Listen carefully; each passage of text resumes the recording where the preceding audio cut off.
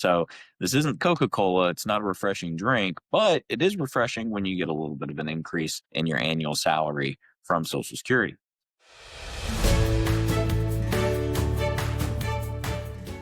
Welcome back to Money and Meeting. I'm Matt Landon. Now, today I want to talk to you about Social Security's cost of living adjustment. That's what we call COLA, or cost of living adjustment. So this isn't Coca-Cola. It's not a refreshing drink, but it is refreshing when you get a little bit of an increase in your annual salary from Social Security.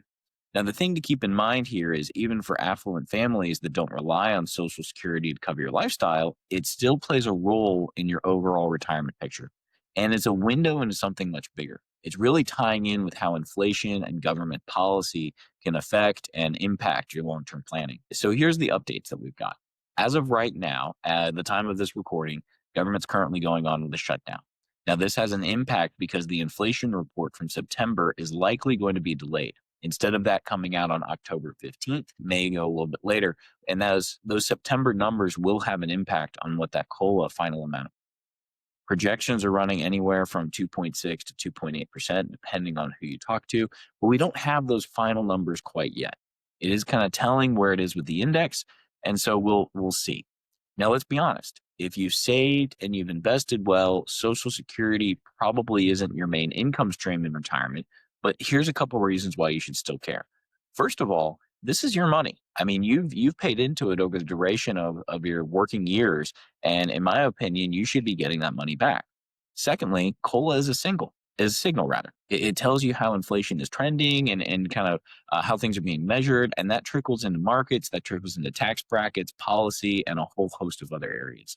Thirdly, Social Security benefits are still part of your overall tax picture. A smaller COLA means less taxable income growth from that source, which may or close open other strategies. So when you look at tax planning, sometimes it's a game of inches and just making sure you just don't barely tip over into that next bracket.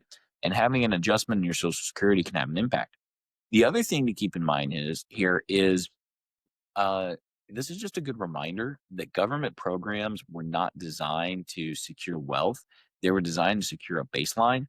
So when you're thinking about legacy planning, any kind of philanthropic efforts, generational planning, things of that nature, small shifts in benefits can really remind you that those government programs weren't designed to be passing on generational wealth. It was just that baseline. And like I said, now, one of the things that I think is really key here is how Social Security and COLA also are offset or are impacted by Medicare premiums. You may notice that every time you are supposed to be getting this raise, you look at your paycheck coming in every month and you go, wait a minute, this seems like it's the same. Sometimes it's a little bigger, sometimes it's a little smaller.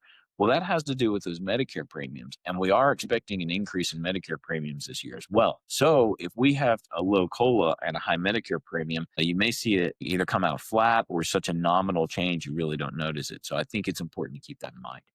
Now, what this really highlights, I would argue, is the importance of building independent, inflation-resistant income streams. You want multiple income streams coming in, and you want to make sure that you have inflation protection or inflation resistance built into your plan.